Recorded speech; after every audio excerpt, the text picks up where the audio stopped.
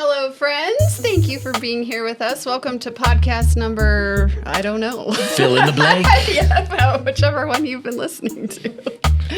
Hey, we're really happy we've got Pastor Alan here with us today. So thank you for being here. Absolutely. Looking forward to it. Yeah. What are we going to talk about today, KJ? All right, so our goal is to kind of talk about some experiences that Pastor Alan has. I think there's something special about this podcast is that it's kind of the opportunity to talk about things that there isn't a forum to talk about. Yep. And so Alan had the opportunity to take a sabbatical over the summer and had incredible experiences that kind of helped shape his heart going forward. And so our goal is to talk about those experiences and to talk about those things he's bringing and how those could possibly apply to us. And so first off, tell us what a sabbatical is. Yeah, a sabbatical is, it's kind of like a Sabbath, right? Where one day a week we're invited into a place of rest and to be restored and connect with our heart. So a sabbatical is a gift that our church is able to give to pastors to every, it's like 1 week for every year. So mine was 8 weeks long. So it was an opportunity to really kind of Sabbath for 8 weeks. So to kind of unplug from work and to do things that would bring restoration or joy to my heart, and to kind of have that unscheduled at some level. So it was an opportunity to kind of slow down. Yeah, so that's sort of what, at least the way we talk about it. I don't know if there's a formal definition, but Let's ask ChatGPT. What do they got for us? Yeah, because for some careers, it's probably, I don't know. Research if you're in the, or, right. something like that. Write a book.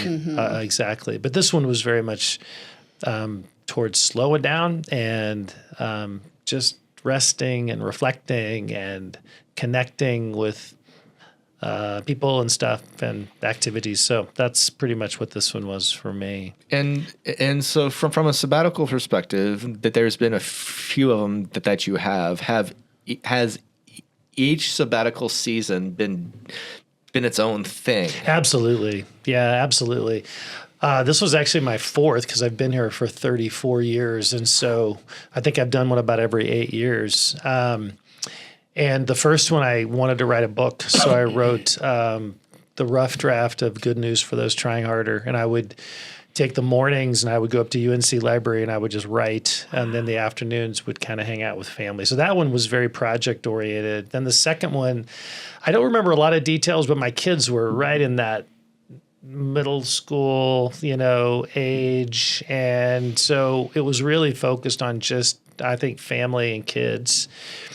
The third one was much more of I needed it. My soul needed it. It had a little more of a soul care emphasis to it. And we had just been through, just a lot as a church. And I kind of felt the imagery at that time. I felt like I was pushing a heavy box up a hill. And so that was kind of for some soul care. And this one actually was super fun because it was just, I felt like, I did have some soul stuff to work on, but it was, I felt like I was just in a better place to kind of enjoy each moment and to enjoy the experiences. I think I told you, maybe KJ, at one point, I just felt like I was fully present in every part of the sabbatical, which was a real gift. Yeah. For me, that whole being present idea that's a challenge for me personally. I don't know about you guys, but the tendency to always think ahead or in the past. And so that was a gift to have the margin to kind of be able to just enjoy different experiences for what they offered and what they were. How did you feel going, where was your heart and head at? Like, I think, 24 hours before you shut your office door, and like, how were you feeling? Yeah, it was interesting. About 4 days before, I kind of had this panic moment of, they're giving me this gift of 2 months and I haven't planned it out enough. I'm not doing anything really, really cool or whatever.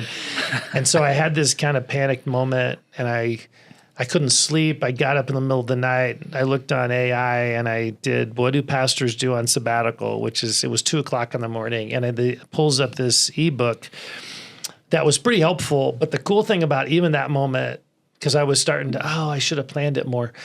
The guy who wrote the ebook lives in Colorado Springs, and he has a job with the city, but he also used to be a pastor, and he does sabbatical coaching. And so he had these appointments available, these free consults available. So I literally signed up for one the next day for 30 minutes and met this guy, and I really liked him. And in the course of that, he told me about something he does with leaders called a deep dive, where he spends 2 days with them.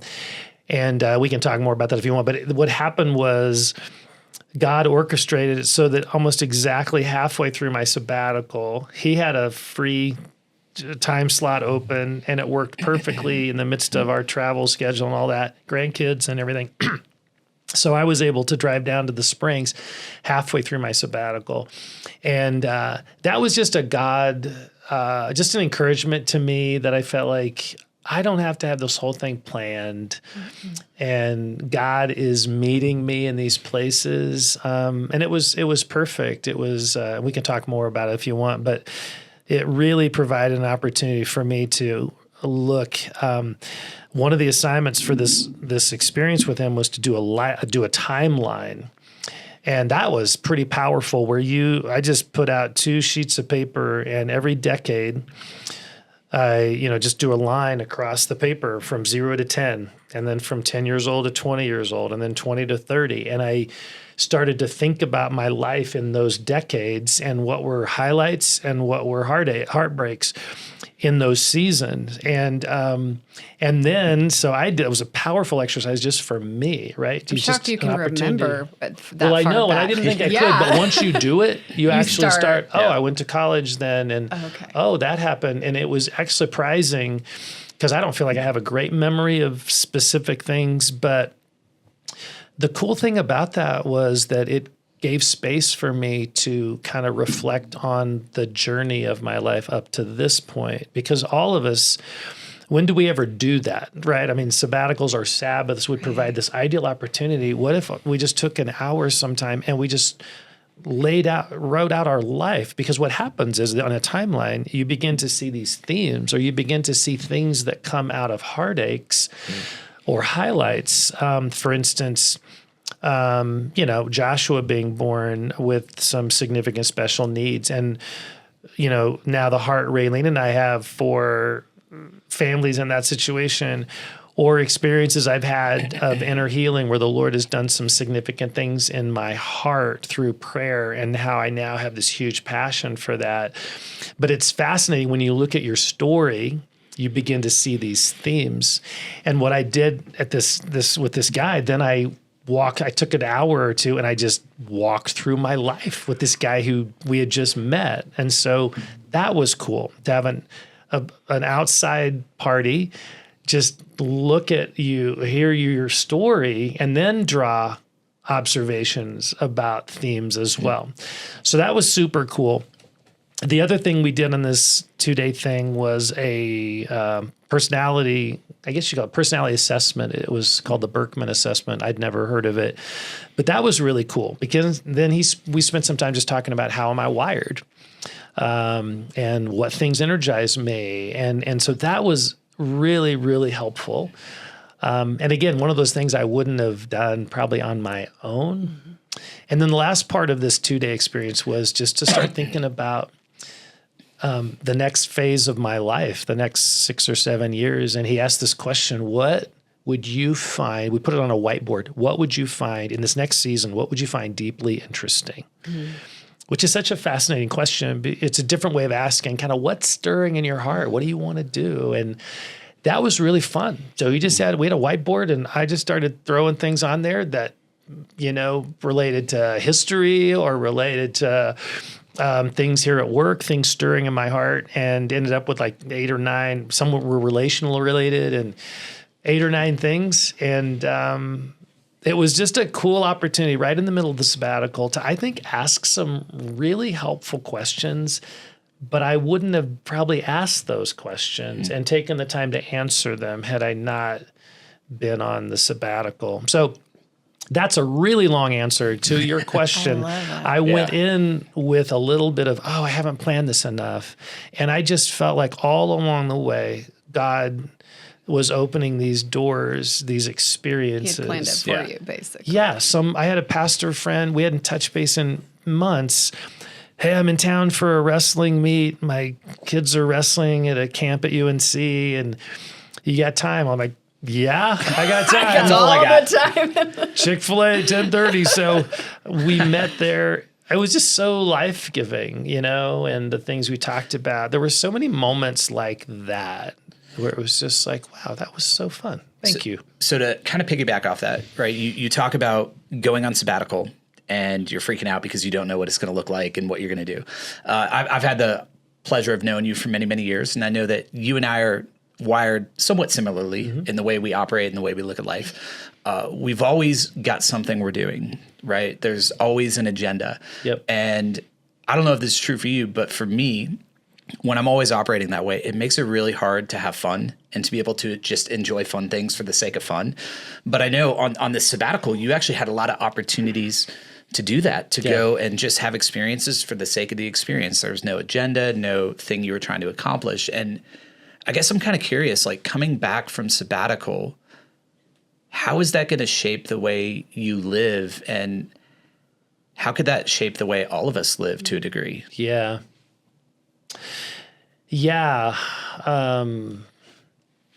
So the question is really about the tendency to kind of have everything planned and then to step into space where it's not planned. Is that sort of... Yeah, there's that, but then also this idea that everything has to have an agenda and move us forward, right? Because we live in a hustle culture, right? Where it's like, hey, if I'm not reading a book that's going to help me become a better preacher, or if I'm not doing this, it's going to make me a better leader, I'm not going to do it. Boy, that's a really... And that is a discipline for you and I, because it may be some others don't wrestle with that, but I think they have to have the opposite of that. Yeah, like exactly. They should. They need discipline. So if they had a sabbatical, they should plan it. Like I became a sloth. That idea of fun, though, right? Yeah, like, absolutely. do we actually pursue fun and create space and margin for that? Because I think that's something God wants for us. Well, and this is what I would say. I think what happened, I was able to unplug. I really did unplug. I took email off of my phone.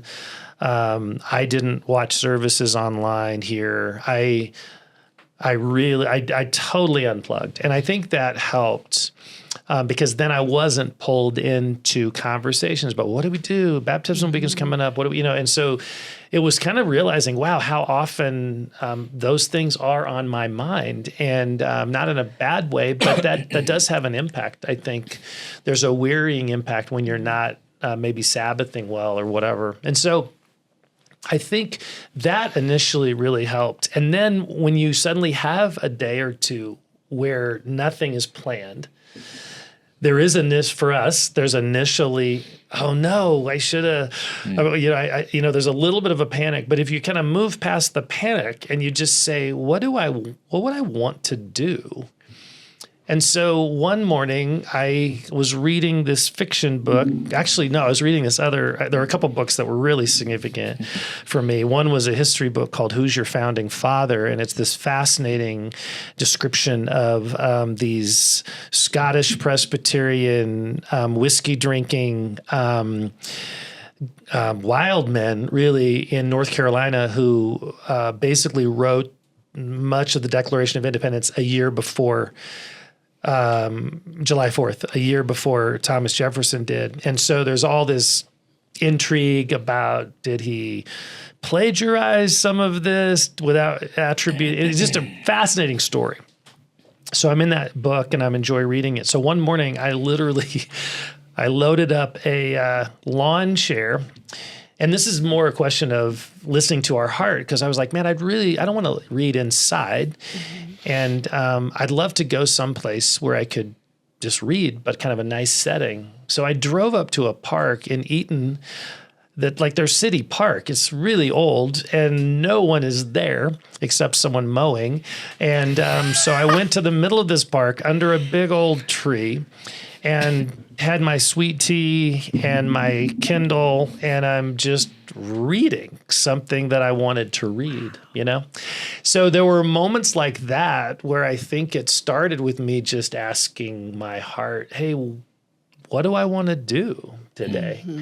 And for our personality, we probably don't do that very often, because everything is so to do today. Yeah. Right. Everything is so scheduled, and And to-do like, lists kind of make us feel That is something that's like totally accessible. Yeah. oh right. You are able at any time to pick up a chair and go to a park and sit and to read. Exactly. And that's like, oh my gosh, this gift Yeah. Right, is but here we all the don't- time. Right. You don't take it. We don't do it. Right. So a lot of it was I mean, there was some, the trip to Scotland was some larger things, but there were a lot of moments of, what do I want to do? I'm going to go to Buc-ee's and get a sweet tea and then there's a church in Berthoud called Grace Place, which has a cafe. It's kind of like Zoe's. And then they have this amazing view of the Front Range. And so I was like, I'm going to go to Buc-ee's and get a sweet tea and then bring my Kindle and just spend, and my journal. Sometimes I would go and just journal with the Lord and ask questions regarding my heart. And there were some really profound experiences I had too, where I set aside just a couple hours for reflection with a journal. That was super fun. I would go on the Pooter Trail sometime. I ride my bike and I found this spot right. I don't want to give all these secrets away, but I found this spot near the Windsor side, and We'll put a map in there. And there was you just get off the trail about 10 yards, and there's this cool place to sit, and you can't really be seen by the people riding by, and the river is right there, and so I found places like that. Raylene and I actually, our schedule, this was one revelation from it, Nate, when you ask about that, was how I just realized the way our lives were scheduled. Friday was kind of my primary day off, and then we have Saturday night service. So I kind of had to come in early afternoon. Saturday's a work day, and Thursday I try to take off at noon, but that ends up sometimes being a work day. And Josh, is home with us on Friday. And so we kind of stumbled I was realizing the first week or two, I was like, hey, Raylene, Thursday, Josh is in day program. Let's drive up to Estes. And so we did, and we did a farmer's market, and it was so awesome. I don't think we had done something like that, because there's, what do we do with Josh? And, and so that's something that I'm really wanting to bring into, related to your question, bring into my life now, is trying to figure out, okay, Saturday is a work day for me, and that's fine, but I'm going to take Thursday and Friday. I'm going to try to take Thursday and Friday off. So I get a weekend, and we have a day without Joshua home. And then I, work my butt off Saturday to Wednesday. It's a full week for me, but it gives room for even Raylene and I to just enjoy doing things together. And so we'll see where that goes. I do hope that I'm able to continue that practice. But there were things that I experienced in sabbatical. I'm like, I want to keep building that into my life. It's good. Yeah. I had something that happened over Harris Sabbatical that brought up this concept to me that I haven't really thought of. It is this idea that Sabbath is contagious. And just to tell a personal thing, so at some point, Alan had a tree at his house that was dead or dying, and I got asked to help cut down this tree. By me, I asked you if you had a chainsaw. Do you have a chainsaw? And I was like, of course. And people ask me for help all the time, and I'm there. I want to help. I want to do, and then we'll go to something else, and I'll go something else, Yeah. So Brooke happened to be at the house during that time too, and I was like, hey, so I need to cut down this tree for Pastor Allen. Do you want to come along? And she's like, sure. And so Brooke and I go to Pastor Allen's Your house. wife is so different than me. I'd be like, nope. Yeah, and so, and I'm talking fast because that's how I was feeling at the time. We're going to go cut down this tree. We're going to do this, and then we have to do this, and then we're going to go to Pine, and then the day is full. And so, so the two of us go to Alan's house, and Alan opens the door and he goes, hello. And just how he talked, it was really different. And I was like, man, cool. And then the two of us go in the house and then help cut down this aspen tree. And it was so fun how it happened. And then he said, can the two of you hang out for coffee? In my head, it was like, I got stuff to do. But then it was like, yes, I do. I want to stay for coffee. And so the four of us got to hang out on our back porch. On the back porch, so have cool. and that was one of the best parts of my entire summer. And so because Alan had been experiencing this idea of Sabbathing and sabbatical and seeing his heart, he could take the time to see somebody else's and to invite them into that.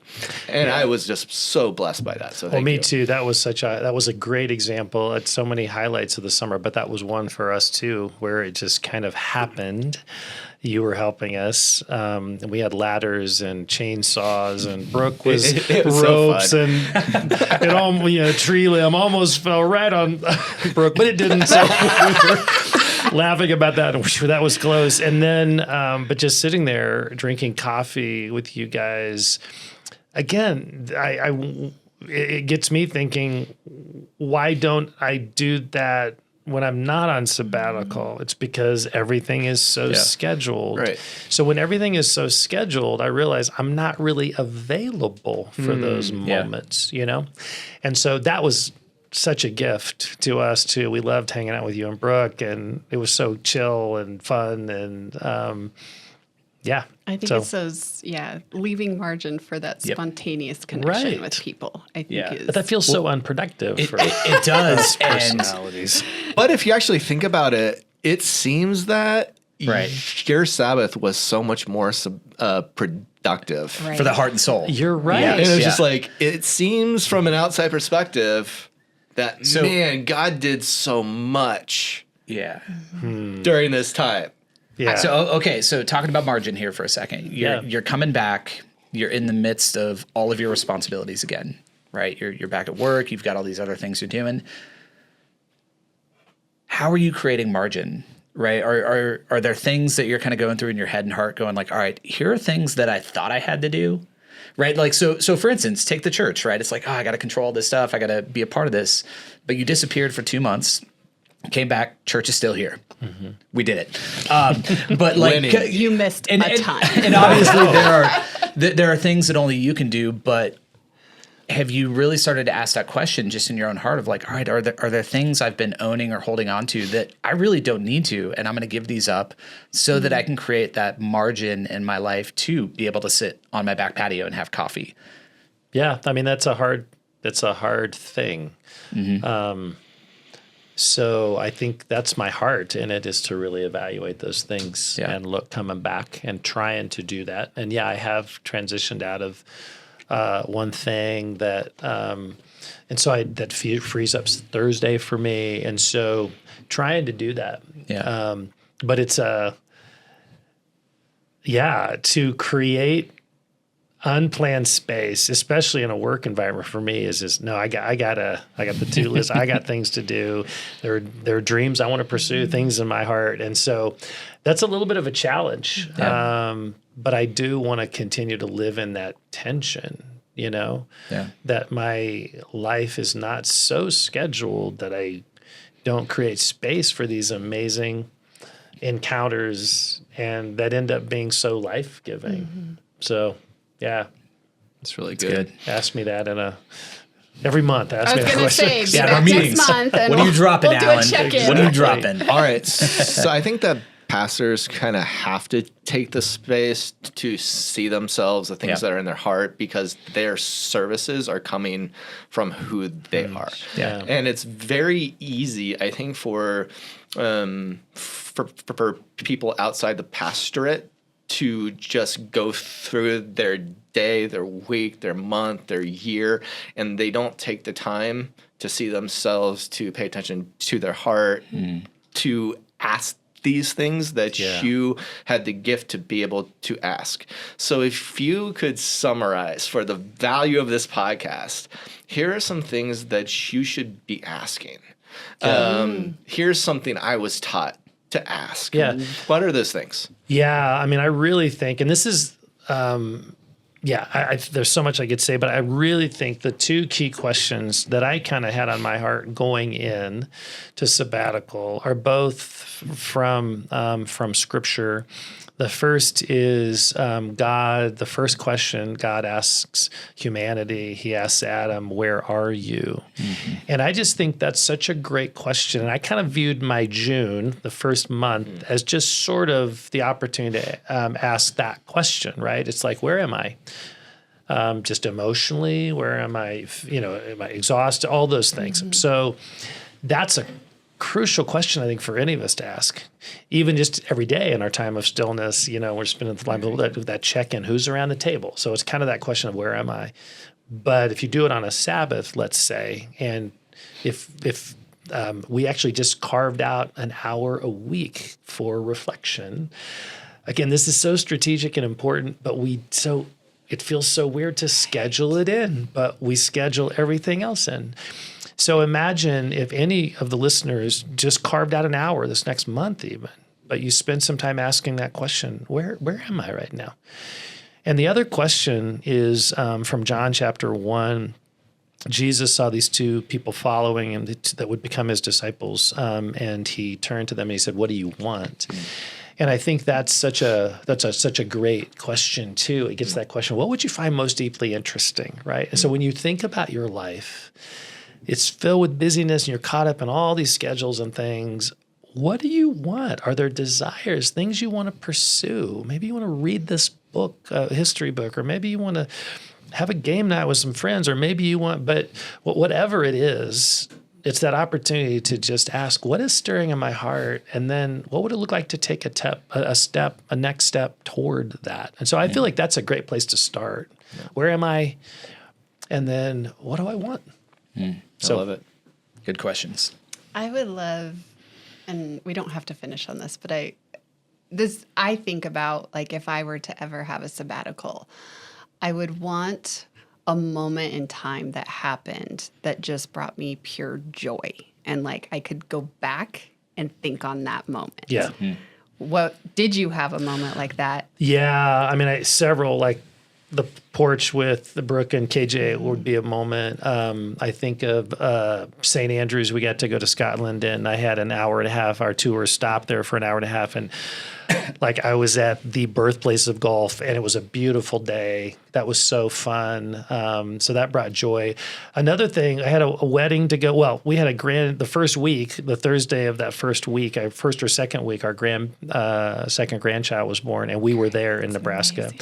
That was super cool. And then I immediately went to a wedding of my nephew, and my dad didn't want to travel by himself. He's 93 years old. So we kind of flew out on the same plane and stayed and roomed together, and we're driving to this wedding, and there's an In-N-Out. I'm like, hey, Dad, let's stop at In-N-Out, and he was just, oh, I don't know. And I was like, no, it's right here. And so there we were, he ordered a shake and double, and there we were just, I don't know, at an In-N-Out with my 93-year-old dad. It was just one of those, like, that was so fun. And I think back on that, like, that was cool that we got to experience that together and kind of room together for that weekend. So cool. There were lots of little joys like that of space and place and times, and in a park or with sweet tea, reading something. Just a lot always sweet tea. Absolutely. I'm envisioning you like Frodo underneath the tree. That or Uncle Si. Just sitting there with this cup. I just think like, oh man, I'm trying to create a good vocabulary for this, but just hearing you talk, it's like a country song, but those country songs that are about this is why we are here. It's those like come back home, come enjoy your family, this is the value of being human. That all of the other things that tend to compete for our time, for our heart, for our family, like all the things. And there are people who get to the end and say, shoot, Yeah. I didn't see it. Yeah. And you had the opportunity to be like, oh my gosh, I am experienced. It's like a good country song that brings you to tears. That's like, thank God. Yeah. And I think like the opportunity that you had to go on sabbatical gave the other pastors here the ability to kind of show up and to be a part of that sabbatical for you. And the ball didn't get dropped. And there's something in that I think for some of us, there's this idea, if I take a Sabbath, if I take a break, the ball's going to get dropped. The earth is going to quit spinning. The salmon are going to quit spawning. Those kind of like, but it's not. Yeah. And there's this idea that God brings us to this place, kind of like a good country song. That's like, here's why I made you. Yeah. Here's what you're here for. Yeah. You can tune into your heart and why you're here. And some of those things were related to my job here in the sense of dreams, but others were related to relationships and the value of that and realizing that. And so I agree, there's something so powerful about giving room in our lives to connect those dots, to do those things, right? Yeah. Be poured into because of it. I don't know. I mean, I think I can speak for the others here. But just to affirm the experiences that you had. Yeah. You're an incredible pastor. There had been a void here. Yes. But you're a bit better friend. And there was a huge hole here. And for each of us, our conversation was, I'm excited for our friend to come back compared to Pastor Allen to come back. Right. Yeah. And so it was cool that you saw and you had this experience of, I don't find value in the things I do. I find value in who I am. Yep. So thank you for that. That's and awesome. We do too. Yeah. We're pigs and we do too. Yeah, we do. We're really glad to have you back. Oh, thank you. It's great to be back. Really appreciate, love you guys a lot. Yeah. And thank you for being here. Come join us again. Okay, it was fun. All right. All right. Thanks, guys. We will see you in the next one.